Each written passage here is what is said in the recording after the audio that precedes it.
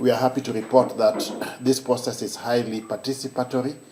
We have done the best we can to make sure that all the integral stakeholders have been brought on board so that everybody gets the opportunity to participate in the conference.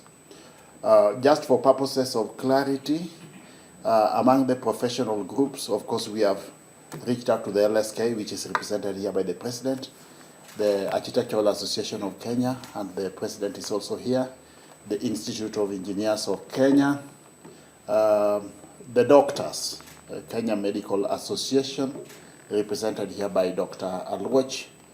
We have also reached out to the Kenya National Chamber of Commerce and Industry. In fact, 2 days ago, I spoke to the chairman again. The academia, and we are working with all the vice chancellors. In fact, next week again, we will have a similar meeting with all the vice chancellors just to bring them up to speed as to where we are with preparations for the conference. The meeting we will be having in Kisumu on Monday with the 14 governors, the governors of the 14 counties which constitute the Lake Region Economic Bloc, will be a very important meeting because the county government is an integral stakeholder segment. We have invited all members of parliament, both National Assembly and the Senate, to take part.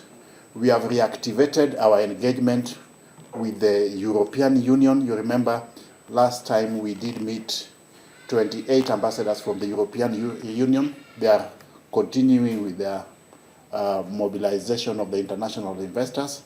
Apart from the EU, we have also reached out to the United States Embassy through USAID.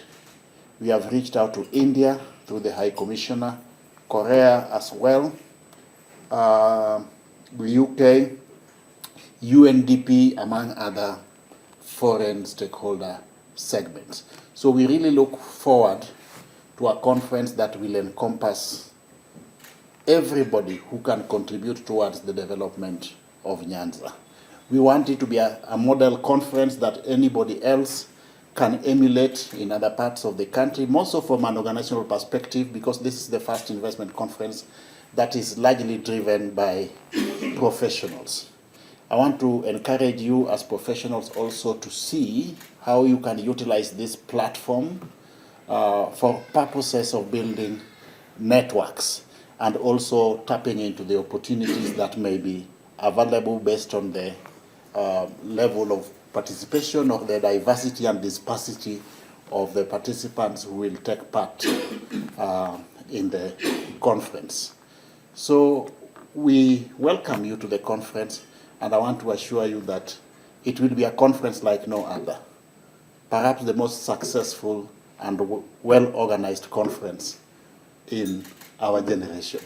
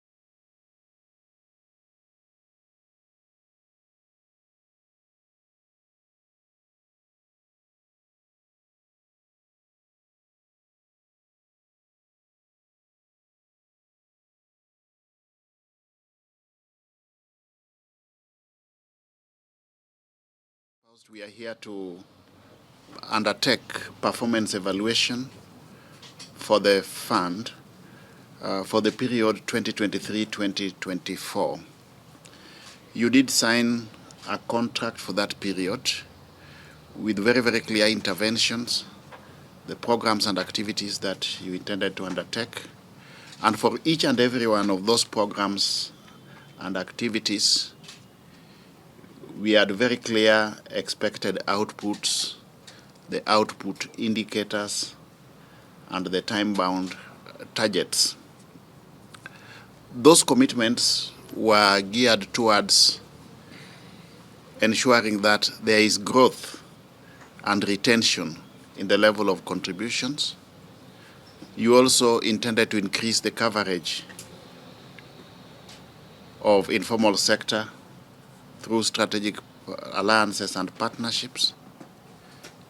You intended to generate competitive investment returns to your members, and to facilitate efficiency and effectiveness, you needed also to re-engineer your processes by way of automation. And then, of course, you also had intentions of putting in some investment in housing programs and units. But specifically, you committed to increase the level of member contributions, enhance the coverage of employers, undertake additional registration of members, reduce the benefits processing time, and then, of course, realize a net increase in the membership funds. These are the areas that we are going to interrogate to confirm the veracity or otherwise as to the level to which the commitments that you made in the performance contract have been met. At this point in time, as you are aware, we cannot change the targets, we cannot change the indicators. So we are basically looking for the evidence of performance. We assume that everything else was held constant during the activity period. As you are aware, NSSF is one of the institutions which is public-facing by way of the services that you provide. You interact a lot with members of the public, and therefore the government has got a lot of interest in the efficiency and effectiveness in service provision by the NSSF, because this is one of the areas that, in the eyes of the public, will inform the performance of this government, more so with respect to the timeliness in settlement of the payments. We want this process to be as objective as possible, because at the end of the day, we are going to rank the organizations in terms of performance. And we want those who excel in performance to be at the top, those who underperform to be at the bottom with respect to those rankings. Moving forward as government also, we want to tie performance to reward. Performance appraisal will no longer be a ritual which is just undertaken as a routine. Those organizations which excel in performance will attract reward and recognition by the government. Those which are perpetual underperformers will also be allowed to die their natural deaths. We are not going to have a situation where we keep on pumping money from the exchequer to organizations which are not realizing their mandates. So that's the direction that we are taking. We are tying reward management to performance management. Thank you.